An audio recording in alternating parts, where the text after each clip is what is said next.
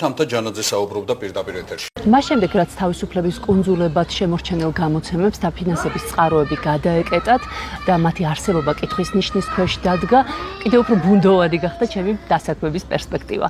არადა 20 წლის ასაკიდან სამსახურებრივი წყვეტა არ მქონია, სულ მუშაობდი და უცებ აღმოჩნდი არარეალიზებული ქალი, რომელიც თავის ადგილს ვერ პოულობს. არ ვიცი როგორ აგიხსნათ, ეს ჩემისთან ადამიანისთვის იმხელა სტრესია, იმხელა ტრავმა, რომ აბსოლუტურად ყველაფერს ფასს უკარგავს.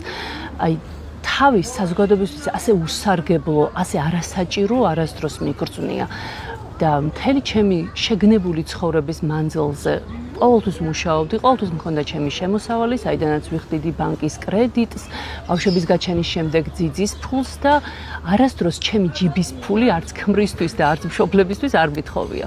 ახლა სამწუხაროდ ყველაფერი შეიცვალა.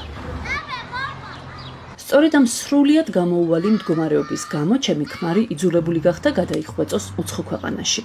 იმის მიუხედავად, რომ მისი ჯანმრთელობის მდგომარეობისთვის ამ ტიპის შრომა შეიძლება დამაზიანებელიც კი იყოს, რომ აღარაფერი ვთქვათ ოჯახთან და ბავშვებთან ყოფნის საჭიროებაზე. ემიგრაციაში მისი ყოფნის დადებითი მხარე ის არის, რომ ოჯახს ფინანსური სიდუხჭირი ასცდა, თუმცა ბავშვებს მუდმივად ენატრებათ მამა. არაფერი რომ თქვა იმაზე, რომ ეს არ არის არც სრულფასოვანი ურთიერთობა, არც სრულფასოვანი ოჯახი.